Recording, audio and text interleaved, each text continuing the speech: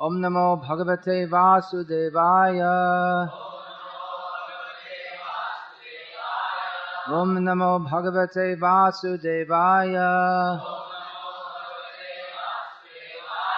Om Namo Bhagavate Vasudevaya.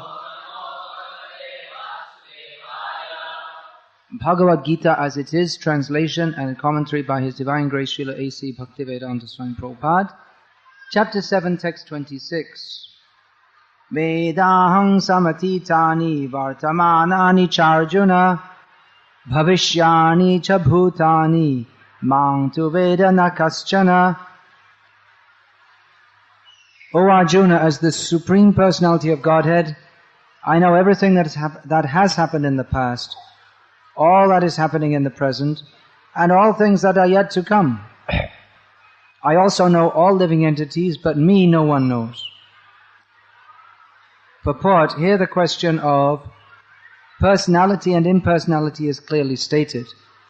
If Krishna, the form of the Supreme Personality of Godhead, were Maya, material, as the impersonalists consider him to be, then like the living entity, he would change his body and forget everything about his past life. Anyone with a material body cannot remember his past life, nor can he foretell his future life, nor can he predict the outcome of his present life. Therefore, he cannot know what is happening in past, present, and future. Unless one is liberated from material contamination, he cannot know past, present, and future. Unlike the ordinary human being, Lord Krishna clearly says that he completely knows what happened in the past, what is happening in the present, and what will happen in the future. In the 4th chapter, we have seen that Lord Krishna remembers instructing Vivasvan, the sun god, millions of years ago. Krishna knows every living entity because he is situated in every living being's heart as the Supersoul. But despite his presence in every living entity as Supersoul, and his presence as the Supreme Personality of Godhead, the less intelligent, even if able to realize the impersonal Brahman, cannot realize Sri Krishna as the Supreme Person. Certainly the transcendental body of Sri Krishna is not perishable. He is just like the sun, and Maya is like a cloud. In the material world we can see that there is the sun, and that there are clouds and different stars and planets. The clouds may cover all these in the sky temporarily, but this covering is only apparent to our limited vision. The sun, moon, and stars are not actually covered. Similarly, Maya cannot cover the Supreme Lord. By his internal potency, he is not manifest to the less intelligent class of men. As it is stated in the 3rd verse of this chapter, out of millions and millions of men, some try to become perfect in this human form of life. And out of thousands and thousands of such perfected men, hardly one can understand what Lord Krishna is. Even if one is perfected by realization of impersonal Brahman or localized Paramatma, he cannot possibly understand the Supreme Personality of Godhead, Sri Krishna, without being in Krishna consciousness. Srila Prabhupada has very kindly presented us Bhagavad-gita as it is.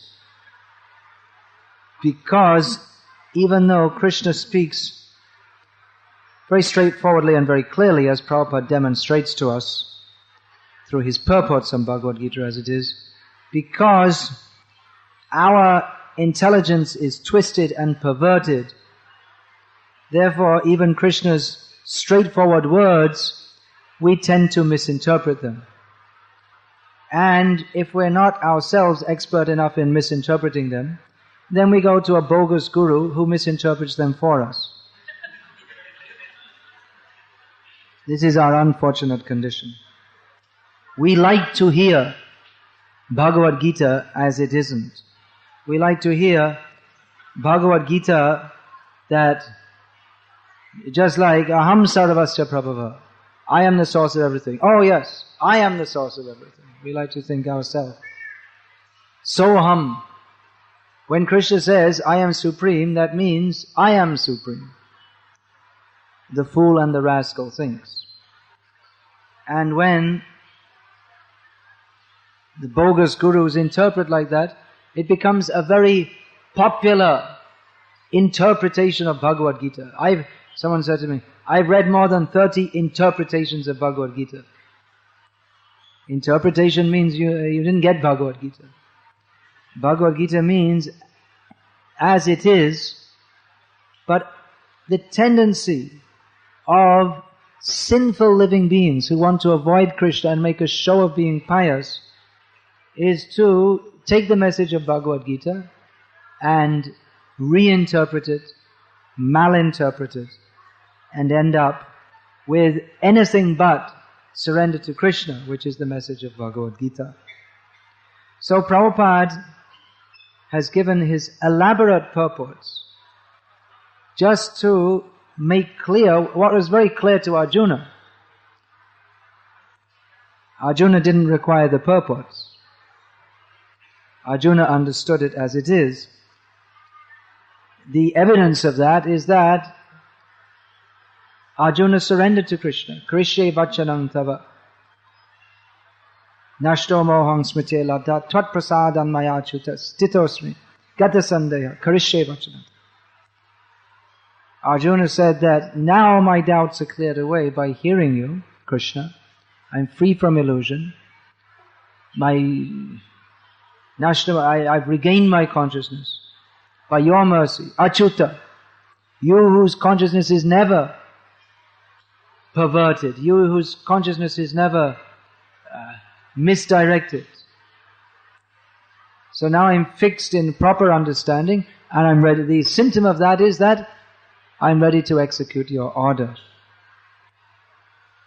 So Prabhupada in the introduction to Bhagavad-gita makes the point that Bhagavad-gita is to be understood as Arjuna understood it. He is the ideal disciple of Bhagavad-gita, the ideal follower of Bhagavad-gita.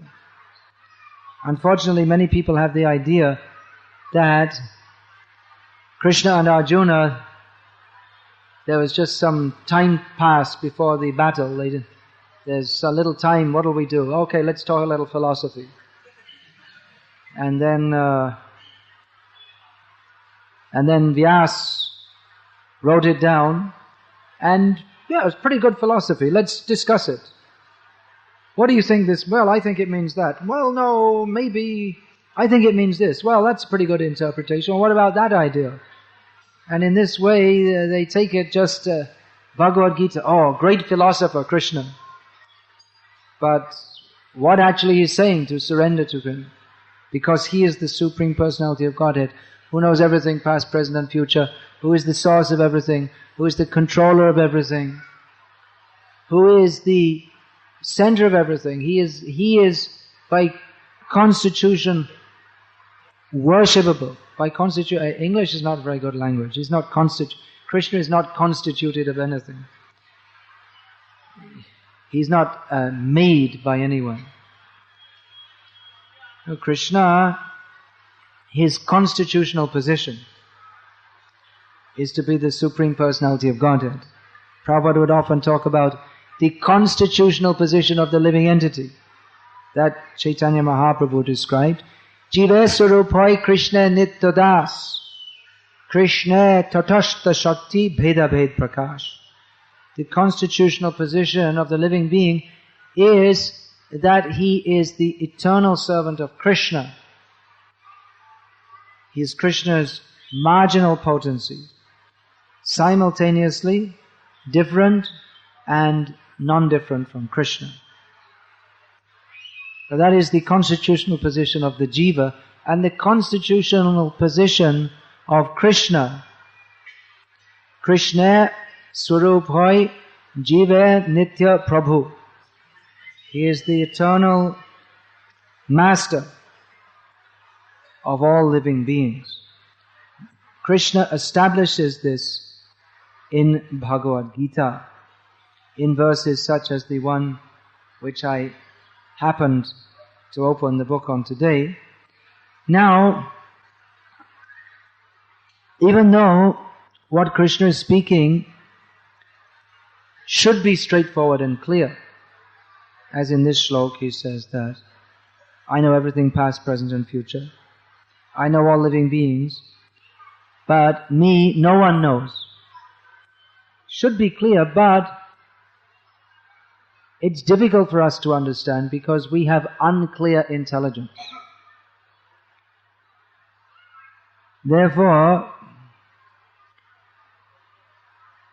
we should go to those whose consciousness is clear.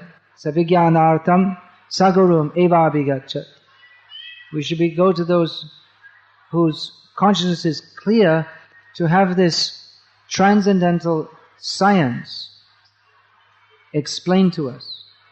Otherwise, if we simply try to read Bhagavad-gita, we won't understand it. Bhagavad-gita is described as the preliminary knowledge of spiritual life. But it's not so easy. Bhagavad-gita is Gita-upanishad. It is considered an Upanishad. Upanishad means the disciple approaches the Guru, Guru teaches the disciple. So here we have Krishna. Krishnang Vande Jagat Gurum. He is the Guru of all Gurus. He is the Guru of the whole universe. And Arjuna is the ideal disciple. This Gita Upanishad, it is the essence of all the Upanishads. Upanishad means Vedanta, the ultimate knowledge of the Vedas. Veda means that which is to be known. So the ultimate knowledge of Veda is Vedanta, Upanishads. So that is summarized in two ways, Vedanta Sutra and another way as Bhagavad-gita. So the knowledge of the Upanishads is not so easy. Veda Shastra is not so easy to understand. Generally it's required that one should know Sanskrit before he can even enter into this knowledge, because there are so many linguistic intricacies, subtleties. Even many words, they can be understood in different ways. Just like the word Atma. Sometimes it's understood as body, sometimes it's understood as soul, sometimes as mind, sometimes as the Supreme Lord. Therefore, we require a guru to explain this to us. Prabhupada has very nicely explained. Otherwise, the tendency is that we will misunderstand. And if we misunderstand, then we don't get the benefit, because Bhagavad-gita is meant to give us knowledge. There are, for less intelligent people, there are recommendations that you do Gita Path. You recite one chapter of Bhagavad-gita. If you read chapter 1, you get the benediction that you go to heaven in your next life, or something like that. I don't know. They have these Gita Mahatmyas. So if you read chapter 2 daily, then all your health problems are solved, or something like this. So this is, people think we'll do Gita Path, we'll recite, just reciting the verses. And it's very pious. But that is, simply reciting the verses is not the purpose of Bhagavad-gita. The purpose of Bhagavad-gita is to understand what Krishna is saying. We may get some pious result from reciting the verses, but we will get a result better than pious by understanding what Krishna is saying. If we understand what Krishna is saying, then we won't want any more pious results, because we'll understand that piety is all this Shubha karma. That's also the desire for Punya karma phal. That's also an obstacle on the path of attaining Krishna Bhakti, which is the actual message of Gita. Krishna decries this in Bhagavad. If we actually, instead of just reciting the verses, if we actually understand what they mean, then we'll see. Tetang bhuktva swarga lokang vishalam. Kshine punya marcha lokang vishanti. Evang trayi dharmamanu prapana gata gatang kama kama labhante. This mundane piety at its apex brings us up to the heavenly planets. To enjoy, then when we've enjoyed, finished. Okay, get down. Back to Bombay. Get back to work. Do a few more yagyas. Not Bombay. No one from Bombay goes to heaven. They put in the newspaper. Swaga prapt. We doubt it very much. That one has to live a pious life. Practically it's not possible to live a pious life in Bombay. One can't follow the rules. People think, oh, I'm vegetarian. And don't eat onions either. Very pious. But we can't follow the actual rules of piety in these modern cities. Just a simple example. If one actually wants to be pious according to the Vedic prescription, don't drink tap water. Because it's impure. You have to take from a river or a pure well which is not used by low-class people. Bottled water also. It's also handled by who knows who. So you can't live a pious life according to the Vedic prescription. It's impossible in the modern city. If you're living in an apartment block where people are eating meat, or if we're having any kind of regular social intercourse with such people, we can't live a pious life. Even there are people who think that I'm leading a very pious life as a Brahmin, following all our family traditions. I do puja every morning before I go to work. What, Brahmin going to work? What is that, Brahmin going to work? And he's not a Brahmin. He's a Shudra by vritti. And by the Bhagavatam states, Shvavritti. To accept employment is the means of livelihood of a dog. So he's not a Brahmin. What we think is pious, it's a long, long way short of what is the traditional standard, or what is the Shastric standard. So fortunately, Krishna instructs us in Bhagavad-gita that although piety is better than impiety, it's better to be a pious Brahmin than a Rakshasa. But that being pious, that piety being better than impiety, is like dry stool being better than wet stool. It doesn't stink so much. And if you accidentally put your foot in it, it's not so bad. But still it's stool. So similarly, both Shubha and Ashubha karma, they bind us in this material world. They help us to forget Krishna. So from the ultimate viewpoint, or the standpoint of Krishna consciousness, or the standpoint of reality, piety is just as bad as impiety, because it's just another way to forget Krishna. We say punya and pap, but if that so-called punya is the means of forgetting Krishna, which it inevitably is, then it's just a refined form of selfishness, a refined form of forgetting Krishna. Generally, punya is recommended rather than pap. Why? That's given in Shastra. Shastra recommends do punya karma in Karma Kanda section. Because if we do punya,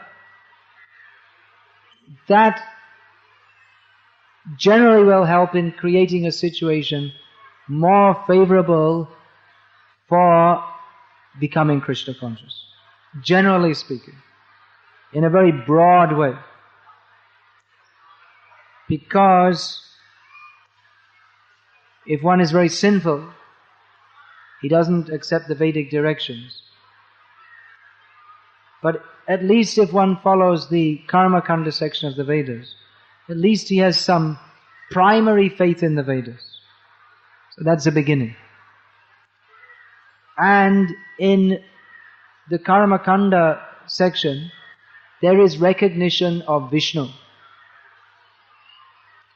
Not in a proper way, in a perverted way. Because conditioned souls want sense gratification. So the Vedas offer, have sense gratification. You also worship Vishnu, he'll give you some, he's very powerful. He can give you some sense gratification. Or you recite Vishnu Sahasranam. It's very good, you'll get free of all your sins. And that's reciting the name of Krishna to get rid of sins, then I won't have to suffer so much. Very good. I'm sinning and calling the name of Vishnu and he'll come and clean up all my stool. This is their idea. So it's not a devotional outlook.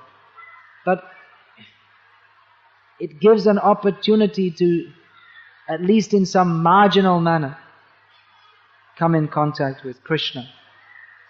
Also, because executing punya karma, that tries to inculcate some kind of selflessness rather than the selfishness which is endemic to every conditioned living soul. People want sense gratification. He said, well, you distribute food to others and you will get more sense gratification in the next life. So he's distributing food to others. Distributing food to others, well, that's very good. You're helping others. His aim is not to help others. His aim is to get sense gratification for himself. But by doing that, by helping others, even on the bodily platform, the beginnings of some selflessness may be implanted in the consciousness. Also, if one performs pious activities, pious activities means to help others, generally on the bodily platform, then some Vaishnav seva may be there also. Just like, for instance, it's recommended, plant trees on the side of the road.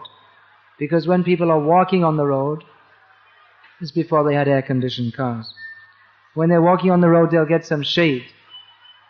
So it's very good to plant trees to shade from the heat. So that is to help people to slightly mitigate their suffering in this miserable material world. So someone may go to heaven by performing such pious activities, and the trees which remain after he has gone, every person that comes and takes the shade, he will get more punya while he's up in heaven. Punya. Not only kshine punya martya lokam, not only is the punya becoming kshin, but even when he's in heaven, due to his previous pious activities, he's getting some extra bonus. Now, if a Vaishnav happens to come along that road, then the person who planted the trees will get a different kind of punya from that he intended by planting the trees. He planted the trees so he could get a pious result for enjoying sense gratification. But even inadvertently, if he does Vaishnav seva, then that is called Bhakti Unmukhi Sukriti. That means some kind of pious result which is favorable for the development of bhakti. He doesn't know. I've done some service to a Vaishnava. He doesn't know what is the value of serving Vaishnavas. But without his knowledge, even after he's left that body, some increment of service to a Vaishnava is there.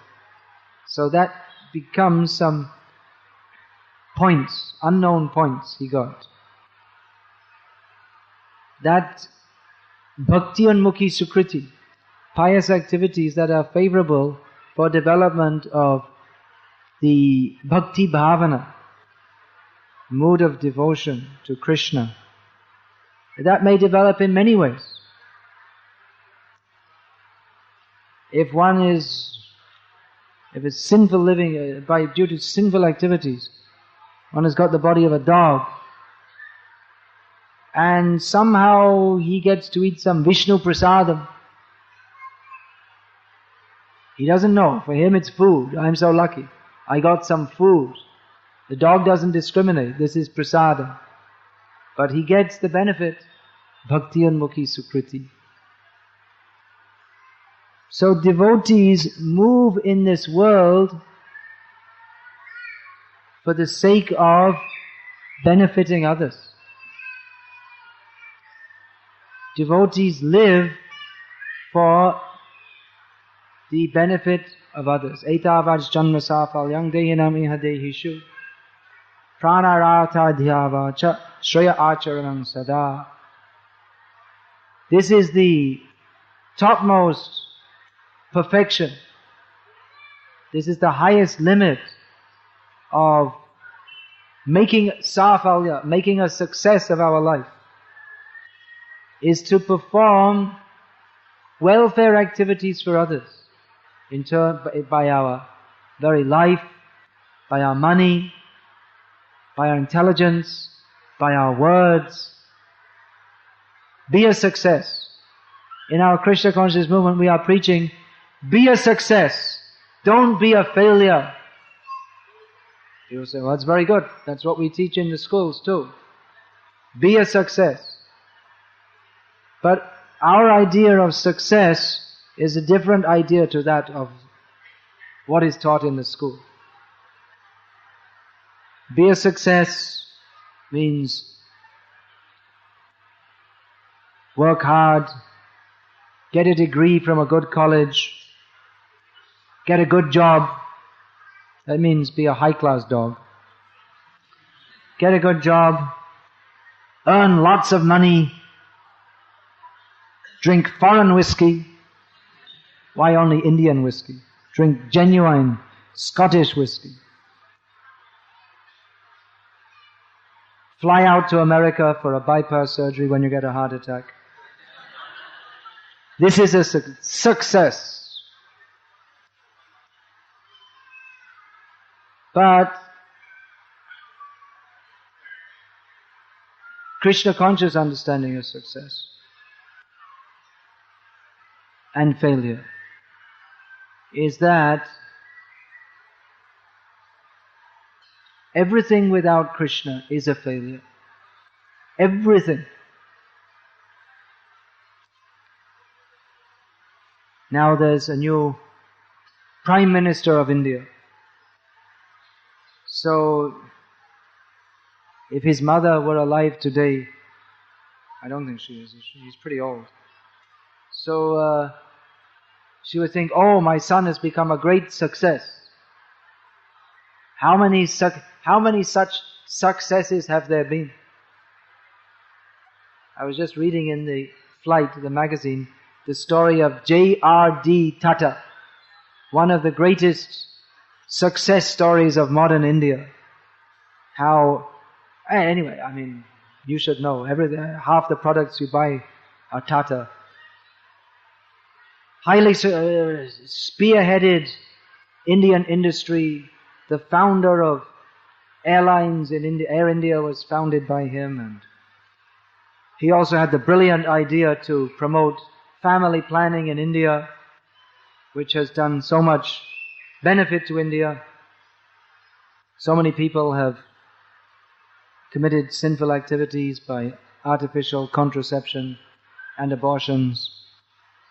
So they're all very successfully going to hell by doing so. Anyway, there's no doubt from the material point of view, J.R.D. was a great man, well known in India. He's dead now. He's been dead for a few years. It'll happen to all of us. So like this, there have been so many great men, so many successes, so many. Who is the Prime Minister of the Seychelles Islands? Can anyone say? Maybe they don't have a Prime Minister, maybe they have a President.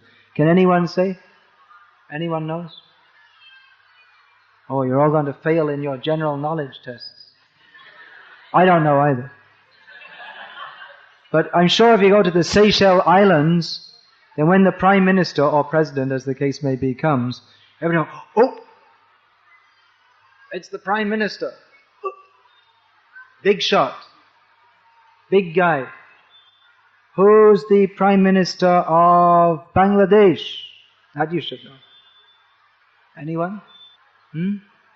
Hasina, she's out, isn't she? She's in again? I haven't been following the newspaper. It's Begum's ear, isn't it? Okay, it's ping pong. One in, next time, like this. So, I was in Bangladesh for a few years, as it was announced. And in whoever happens to be the president or prime minister at the time, very big shot. The Prime Minister of Bangladesh.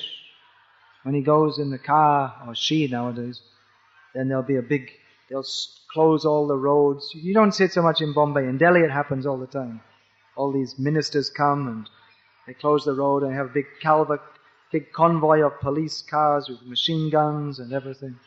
So, very big in Bangladesh. But the moment the Prime Minister of Bangladesh goes outside Bangladesh, no one gives a damn about them. In the United Nations, who cares? Bangladesh, Seychelles Islands. But in their own little well, big frog in a small well. So like that, there's so many big people. Last night on the plane I was sitting next to a DJ from Bombay, who must be somewhat of a big shot because they flew him out to Dubai for a one-day program. So within his small circle, he's a big shot. People who know him, oh, he's the DJ. So everyone wants to be noticed. How many big, successful people have there been? Great personalities. Who can tell me anything about Rembrandt? Can anyone say? Anything? Anything? What is Rembrandt famous for? Can anyone say? Painting. He was a painter of sorts some time ago. Nowadays you just take a photo, but they painted pastoral scenes and all this kind. So great personality, but gone, dead and gone. Where is that greatness?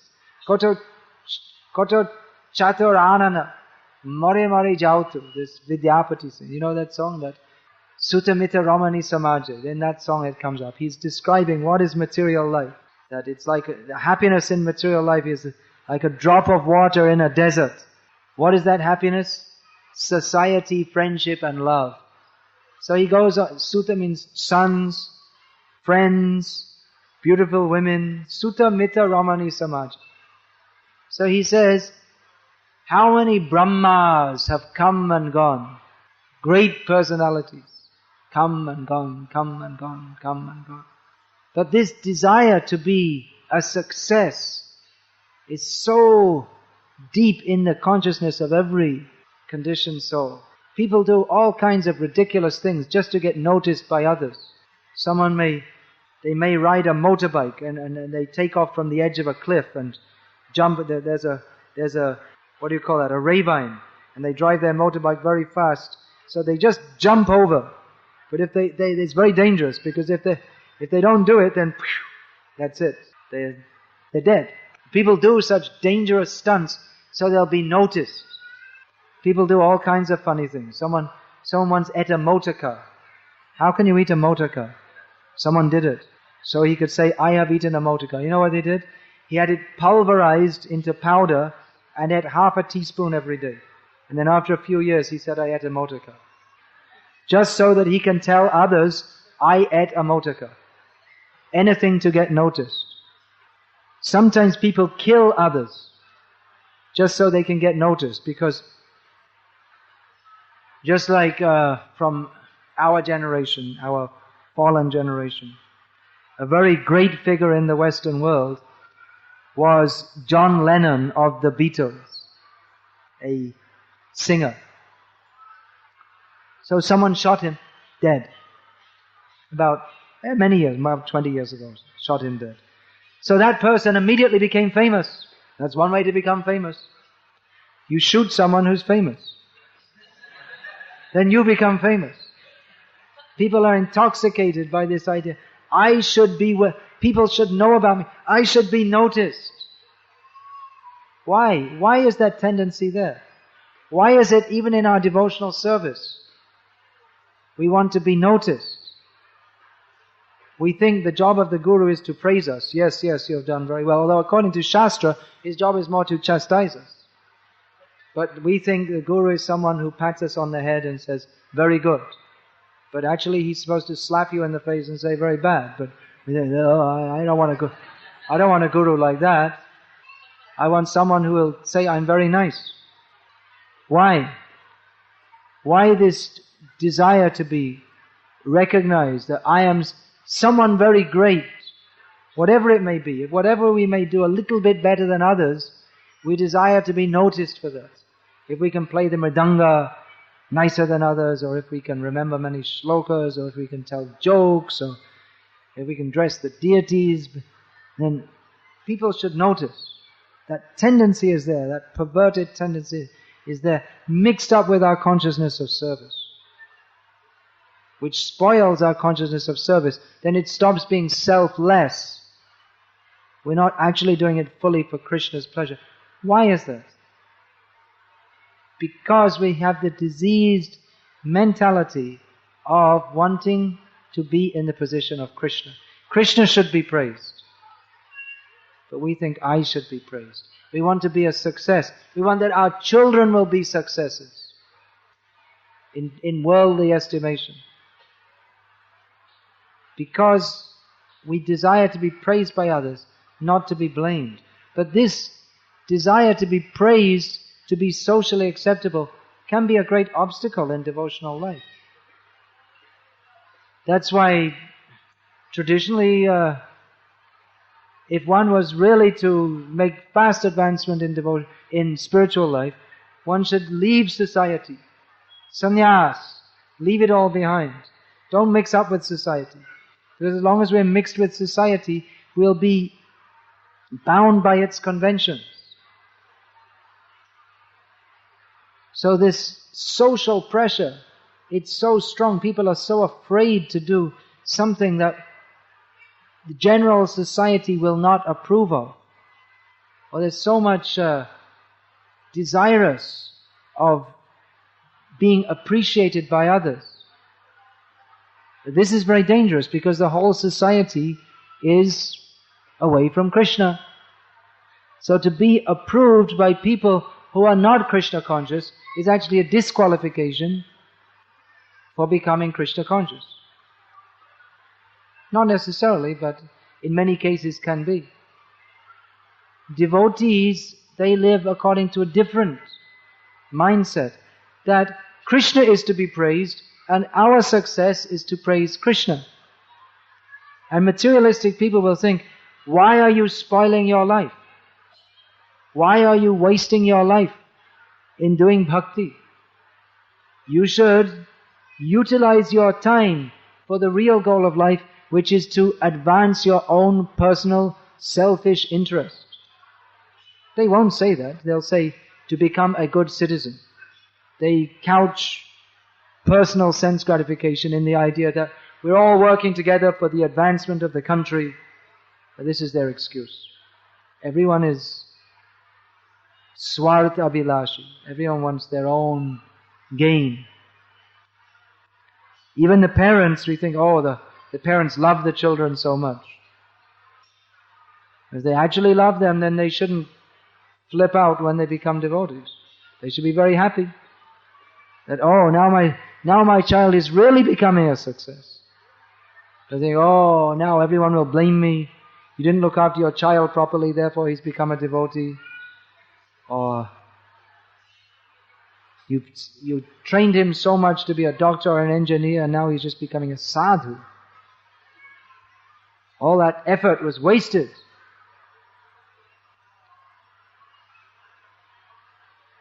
So Krishna consciousness means to have a different outlook, different way of thinking to that of ordinary materialistic people. Krishna consciousness is not another flavor of Hinduism. Hinduism is just another binding force in this material world. That materialistic religion. We worship all the gods. We are so pious. We walk barefoot overnight to the Siddhi Vinayak temple. It seems to be, it's very religious, isn't it, to do so? Absolutely materialistic. Pious. Absolutely materialistic. Why? Because they're going for how Ganesh can remove the obstacles in my material enjoyment. It's a long way from bhakti. But materialistic bhakti means that we do everything for the pleasure of Krishna.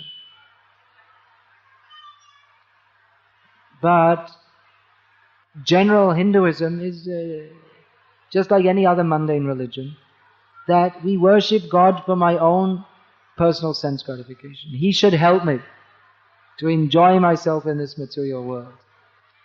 So Krishna consciousness, it's not just that, well, it's a more moral form of Hinduism in which we don't eat onions or meat. We don't even drink tea. Very, very moral. And we chant the names of Krishna, very pious. No.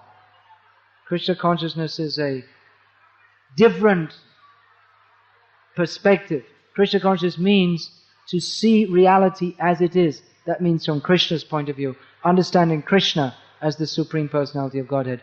He is the center. We are not the centers. We are not the ones to be praised. He is to be praised. Our existence is meant for praising Him only. Not only praising, serving Him. And serving, not what will I get from it. I walked overnight, even in the rain, to the Siddhi Vinayak temple. Lot of faith. But faith in what? I will be rewarded for my sense gratification. It is ultimately materialistic. So Krishna consciousness means to act for the pleasure of Krishna, which we can understand from understanding Bhagavad-gita as it is, through the parampara system. A training in a complete restructuring of our consciousness. That we are not here to enjoy anything, we are here to be enjoyed by Krishna. That is the success of life. That is our actual success. When we give up sarvopadi vinirmuktam tatpratvena nirmalam hrishikesh sevanam bhakti ruchyate. When we give up all attempts to define ourselves in terms of this material world and define ourselves only, what is our identity? I am the servant of Krishna. All my senses are meant to be used for His gratification, not for my own gratification. That is bhakti. That is what Prabhupada has taught us. Prabhupada means he's the representative of all the acharyas. It's what all the acharyas teach us. That is what Krishna teaches us. We have to approach Bhagavad-gita through the parampara. Necessarily we will misinterpret it. Bhagavad-gita cannot be understood only through pure intention, through pure consciousness. Hare Krishna. Is there any question about this? Hare Krishna. I have a question for you. Before I ask question, let me register my sincere gratitude for your excellent discourse on Bhagavad-gita as it is. My question is that, Prabhuji, you mentioned in your talk that Krishna is situated everybody's heart as a super sword. If so, Krishna is not... if so. There's no question of if. He no, is. no, I am not disputing that. So, if I hurt it, I sincerely apologizing for my use of word. And in that case, why he is not stopping people from attracting towards Maya? And another is why Krishna not stopping us being attracted towards Maya? Krishna gives everyone some measure of independence. That independence we can use to go towards Krishna or to go away from Krishna. Krishna wants us to love Him. Love means voluntary. So we can voluntarily choose to serve Krishna, or we can choose to forget Krishna. When we forget Krishna means that is acceptance of Maya. Krishna does not force us, but we choose to accept Maya. Krishna is calling us. He speaks Bhagavad-gita. He sends the acharyas to teach us. He gives us opportunities to come to Him. It is up to us to choose whether or not to surrender to Him. Is that clear? Thank you. It is not Krishna's fault that we are suffering in this material world. It is our fault. It is not that we have a very pure desire, but it's Krishna's fault that we're in Maya. It's not like that. I am pure, but Krishna doesn't like me, so I'm in Maya. No, not like that. When Krishna is merciful to me, then I will surrender to Him. Another rascal saying. Krishna is always merciful, but we are such rascals, we don't surrender. He's giving us all opportunity. When Krishna comes and personally falls at my feet and massages them, then I might consider surrendering to Him. Krishna hasn't called me yet, so in the meantime, another pint of beer, please. Rascal, that's all. People make it sound very pious. When Krishna hasn't called me yet, when He calls me, I'll surrender to Him. So it sounds very pious. Oh yes, you see, very, very pious person. But he's blaming Krishna for his own fault. It's not pious, it's rascaldom. There's more rascaldom in India because people, they're closer to Krishna, so they have more knowledge of Krishna, so they have to make more excuses to avoid Krishna. So they become more demoniac in some ways. If you're simply in a culture of no knowledge of Krishna, that's one thing. But if everywhere there's knowledge of Bhagavad-gita and then still we avoid Krishna by making elaborate theories of how explaining Bhagavad-gita don't surrender to Krishna, then that becomes more demoniac. That's why we find in this purport, as throughout Bhagavad-gita as it is, Prabhupada is decrying the position of the Mayavadis, who speak about Bhagavad-gita, they speak about Krishna, but they deny the supremacy of Krishna and of the need to surrender to Him. But this is the major difficulty within Hinduism. There are so many good things, so pious. Now just in 2 days' time, there's that Ekadashi, when in the Dindi in Pandharpur. So very pious, so many people walking from a long distance to go to Pandharpur. So like this, you'll find so many good things. So many people going to Darshan, Guru Vayurappan, and visiting Vrindavan, and doing Govardhan Parikrama. So these are good things. But it's this mixture with Mayavad, thinking there's this misconception, actually demoniac misconception, of considering that ultimately God is not a person, or that we're all equal with God. Now, this completely spoils everything. Therefore, spoils everything because in the name of Bhakti, we maintain the attitude of not only avoiding Krishna, but wanting to kill Krishna. We take the position of the enemy of Krishna.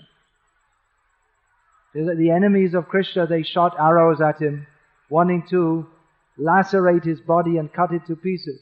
So in the same way, the Mayavadis say that God has no form. It means He has no hands, no eyes, no legs, no tongue. No tongue means whatever He speaks, it's coming from nothing, so it's all nothing. So they're in the same position. Conceptually, they're trying to kill Krishna. Bhaktisiddhanta Saraswati Thakur, he analyzed that the prayers of the Mayavadis, they're praying to Krishna. So many nice prayers. They're more painful to Krishna than the arrows shot at him by his enemies. Because the arrows shot, at least it's open up front, they're being enemies. But someone who comes to you very sweetly talking and they want to stab you in the back, that's worse. One cannot become Krishna conscious as long as there's even the slightest trace of attachment to this Mayavad. That's why, you see, most of you, you're probably coming from a pious kind of background. It may have been that previously to coming to ISKCON, you're also worshipping Krishna. But clear knowledge would not have been there. That means there must have been worship of so many different bogus gurus and demigods and bogus avatars. And we think, well, I'll take up Krishna consciousness according to the ISKCON system. Actually, it's not ISKCON system, it's the absolute truth. It's not that ISKCON is another sect. ISKCON is an organization. That means it's the means for establishing the absolute truth. The absolute truth is Ekale Ishvara Krishna Ara Sabhabhritta. Krishna is the Supreme Lord and all others are servants. So it's not that, well, we have in our home pictures of this bogus avatar and that bogus avatar and this bogus guru and that bogus guru, and now we'll add Krishna and Prabhupada and it's all the same. Rather, when you want to take up Krishna consciousness seriously, then you should call the brahmacharis from the temple and ask them, you please come to our home. Oh, what for? To clean it up.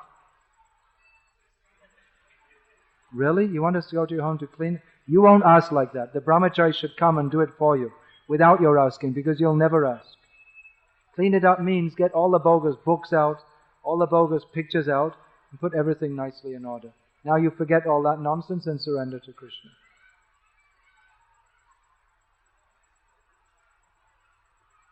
Otherwise, sometimes I'm going to the homes of initiated devotees, and they have their altars, and there's still, there's this Baba and this Bappa, and it's an insult. It's a great insult to Srila Prabhupada to put his picture next to Prabhupada wouldn't sit next to him. The first thing I ever read about Prabhupada, I was just a young boy, it came in the newspaper,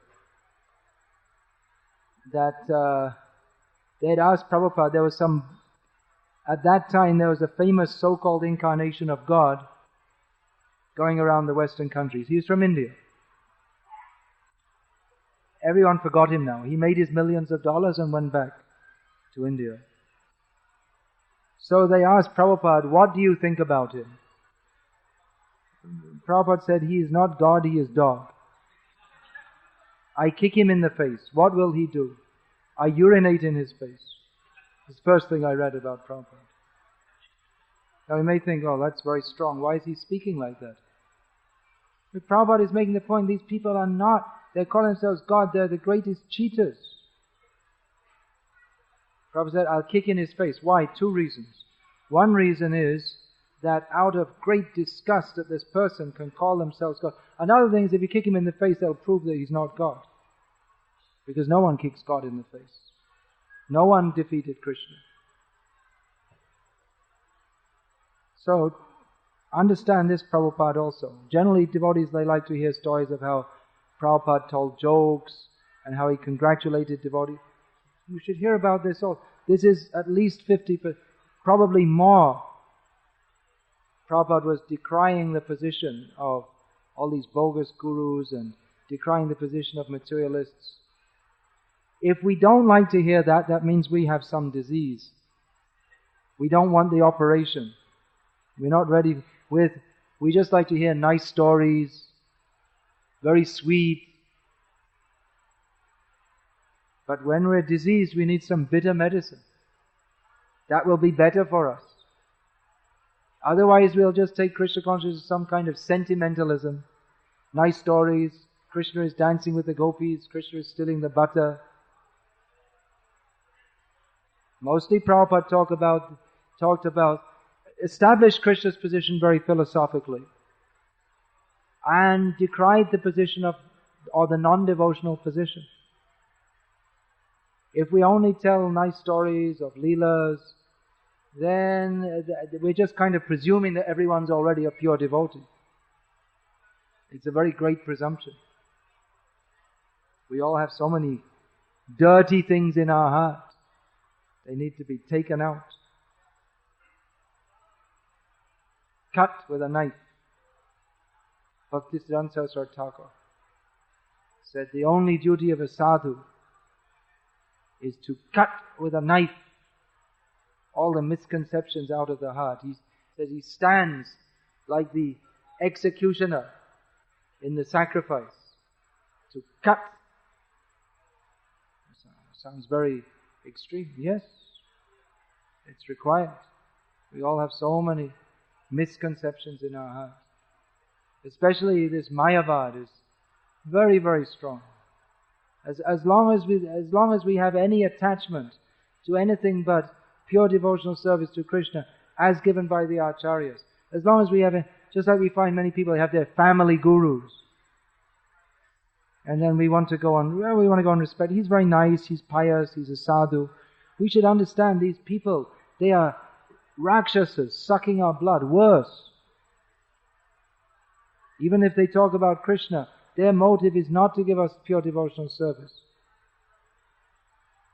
It's very dangerous. We should reject. Because they're taking the position of guru, but they shouldn't. They're doing so on a cheating principle. They're not giving pure devotional service to Krishna. Their job as a guru, just like the barber's son becomes a barber, and the dhobi's son becomes a dhobi, and the guru's son becomes a guru. It's a family profession. This is cheating. There's nothing wrong with the barber's son becoming a barber, but he should know how to cut the hair. If he doesn't, then why should you go to him? So guru's son can become a guru, but if he doesn't, guru nasasyat, he shouldn't become a guru. Namochyadyasamapetu mrityam. If he can't lead us out of this world of birth and death, he shouldn't become a guru. It's simply cheating. We should know this. Anyway, is there any other question? Yeah. Yes, you have a good, strong voice.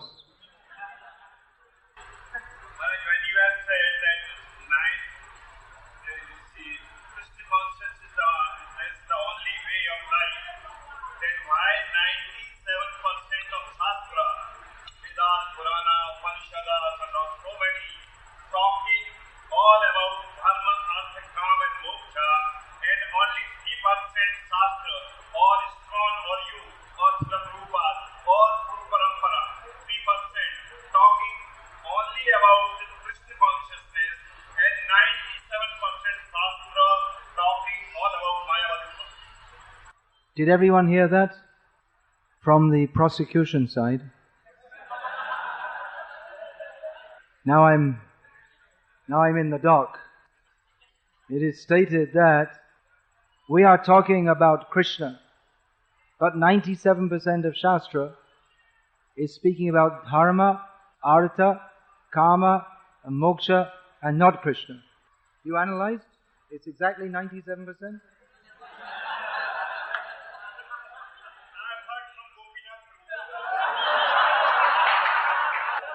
Well, that means you're also following the parampara.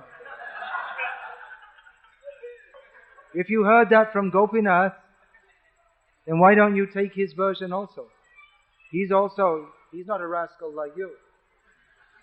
He's preaching Krishna consciousness, not why we should avoid Krishna. Anyway, as is stated by Vyasadeva, who compiled the Shastra, 100%. Either directly or indirectly compiled by him. He stated, Vede Ramayane Chaiva Purane Bharate Tata Adav Ante Madhya Cha.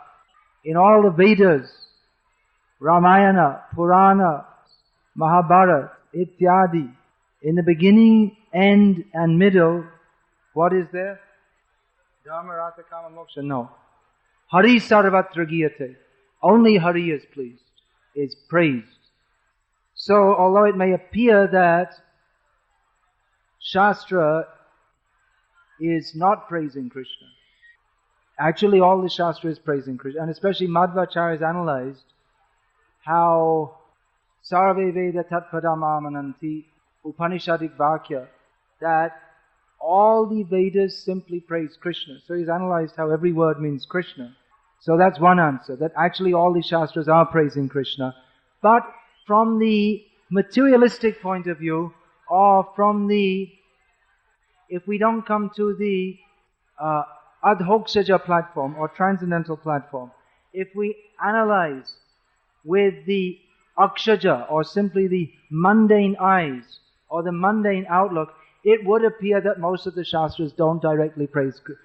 They don't speak about Krishna. Why is that? Because 97% of the population are fools and rascals. And therefore, as I stated in the class, what do they say in court to the barrister? Your honor is for the judge. What should I address you as? Mahaprabhu, Prabhu. Anyway, I'm just pretending you're a barrister in the court. So, if you had been actually listening to the case that I was making, you might have come in late. You might have noticed that I had stated how most of the Shastras are in the Karma Kanda section to help people to come to the platform of piety, which is actually intrinsically not better than Pap, but it helps people just to come to the platform where they can begin to come to Krishna consciousness. So the purpose of the Vedas is understood by those who have entered into it very deeply. Prabhupada told a story, there was of Vyasadeva. Why Vyasadeva has given the actual message of Shastra in Srimad Bhagavatam, and he also states in the Bhagavatam in the beginning, that Dharma Projata Kaitava Atra, that in previous Shastras to this, there may have been cheating Dharma in the name of the Dharma, Artha, Kama, Moksha, but in Srimad Bhagavatam, there is only that which is relishable by Paramo Nirmatsaranam Satam, by topmost, non-envious devotees who are interested in the absolute truth. So, Prabhupada gave it, so Srimad Bhagavatam particularly expressly delineates Krishna's tu Bhagavan Swayam. Krishna is the Supreme Personality of Godhead. Service to Him, that is the perfection of life. That is the meaning of life.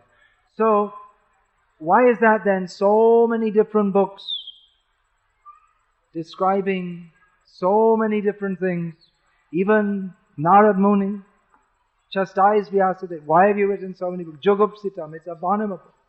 You've written so many things which are not directly Krishna conscious. Prabhupada explained a story in this regard, giving the example of a drama which was called Shah Jahan, which is written by a story which is written by a Bengali by the name of something Roy. There are many Roys in Bengal. So I can't remember exactly what his name was. So the story is that Shah Jahan was sitting on his throne one day, and his son, whose name was, okay, you studied your history, Aurangzeb, locked him up in prison. And, which was quite kind of him, considering that he killed pretty much everyone else all around.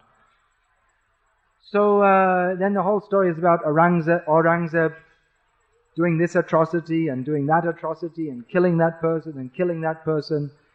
But the title of the book is Shah Jahan. And someone asked, why did you call it? The title should have been Aurangzeb. But then the author explained that actually the topic is Shah Jahan. He's not described so much, but the topic is that he is sitting in the prison and lamenting how all these things his son is doing, how he's become such a big rascal. So, although actually if you go to Pakistan, they'll teach Aurangzeb was a great leader, and this Akbar was a rascal, because he was more like a Hindu. Anyway, that's got nothing to do with what we're talking about. So, Prabhupada explained that if we want to know what is the purpose of a book, we should ask the author. What does the author say? There are some very strange schools of literary interpretation in the modern age. This deconstruction, it's a kind of psychological insanity, in which they analyze the literature without any concern for what the author is expressing. They just interpret it in their own way.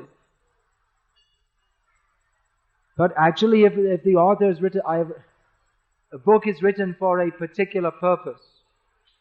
Just like there was one book, sorry, my memory is poor. There was one book written, Uncle Tom's Cabin, something like that. It was written to awaken consciousness of how bad slavery is. What was that book called? You don't know. It's from American history. So that book was written, it was a novel written with the express purpose of awakening consciousness in people of how bad slavery, that time that black people were slaves in America. So people write books, the books which are supposed to awaken social awareness. There are so many such books. Charles Dickens wrote books like Oliver Twist. Alexander Solzhenitsyn wrote books like The Gulab Archipelago, which they have a purpose of, they're written with the idea of awakening people's consciousness of various social anomalies. So Prabhupada gave the example, if we want to know the purpose of the book, we have to ask the author. It may not be obvious from reading the book. If we read some book, some Vedas glorifying Mitra, Varuna, Indra, Agni, and we say, oh, where's Krishna? And then they say, oh, Vishnu came later. And then there was this Krishna who was a jungle god. After all, he was just in the forest of Vrindavan. And then he became identified with Vishnu. We have so many theories. But if we want to know what is the actual purpose of a book, we have to see what does the author say. The author says, the author of all the Vedas, Vyasadeva, describes that in the Bhagavatam, which is the ultimate Vedic Shastra, which is described in Bhagavatam itself, the subject matter is Krishna's to Bhagavan Swayam. Paribhasha Sutra, definitive statement. So, as lawyers know, the law is written, but to understand it is not a layman's job. If someone has to defend a case and they think, I won't take a lawyer, will he win? Even if he may think, my case is so good, I don't need a lawyer. Lawyers laugh at such people, isn't it? They don't know the intricacies of the law. So in any complex topic, what may appear to be the fact to the layman may not be at all. We have to go deeply. Yesterday some people came to me. They were charging me. You see, in Shastra there are so many contradictions.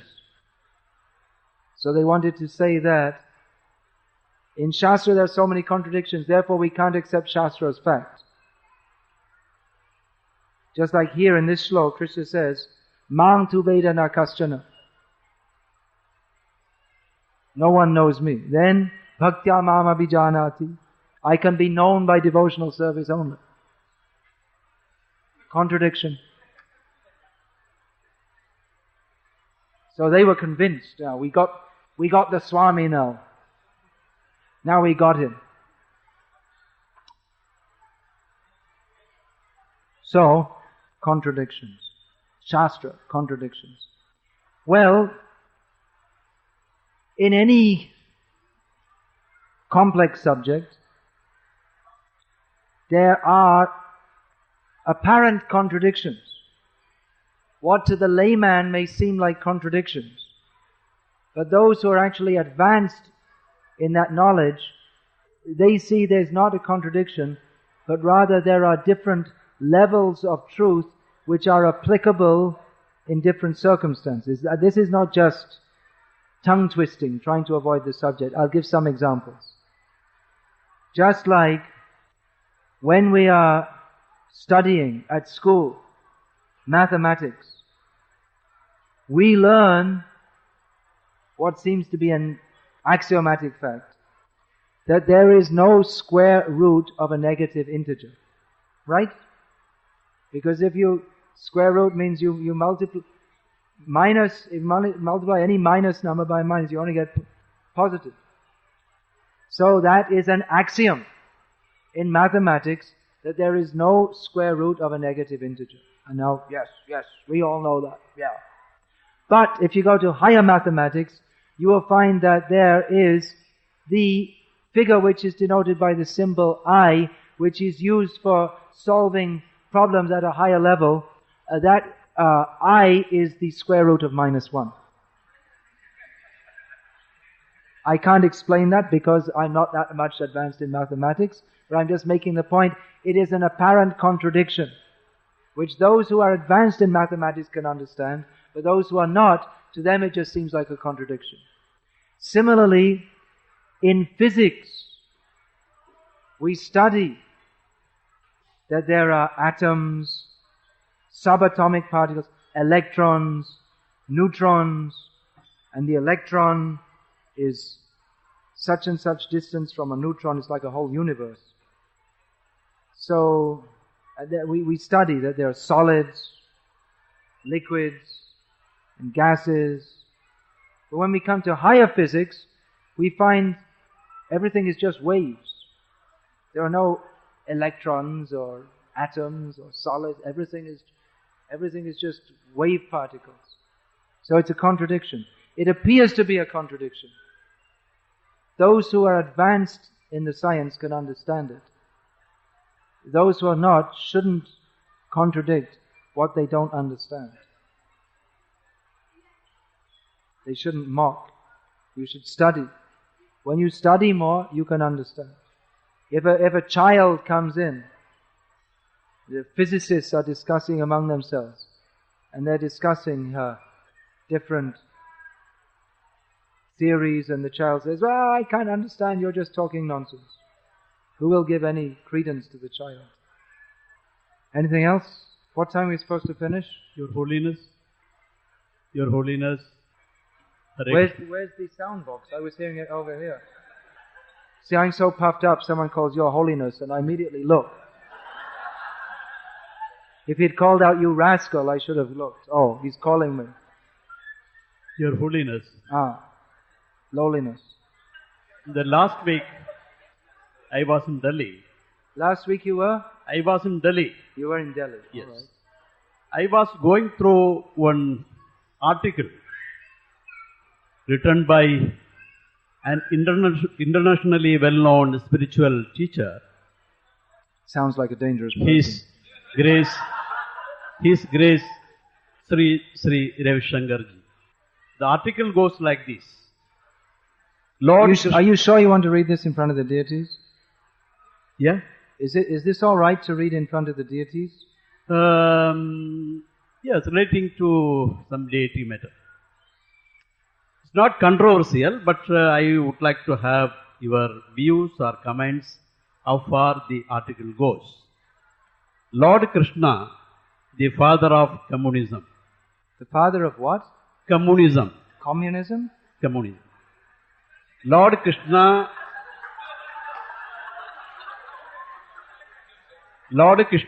the father of communism. That's the name of the article. Yeah. Modern communism, however, misses the importance of spirituality. Now, I will go through about 4 or 5 paragraphs from the article. You really want to go through all this? Article I am having with me. You want to go through all of this? I think you should see me afterwards. There's not a hot demand for this. I mean, already he's made a mistake. Lord, to call Krishna the father of No, communism. therefore, no, it is not his, not committed any mistake. He has given the essence in the articles.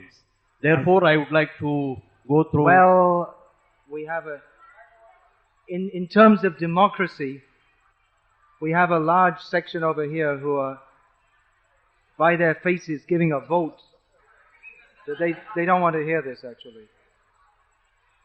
So, in communism, we should also, it's supposed to be the rule of the people, right? So, I think you're getting voted out here. Your Holiness, in the interest of the devotees. Wait a minute, you shouldn't take a position of Stalin now. You should follow the mass. They don't, it seems to be not wanted. If you want, you can discuss later. But I don't think it's good to read this anyway so much in front of the deities. We should pray something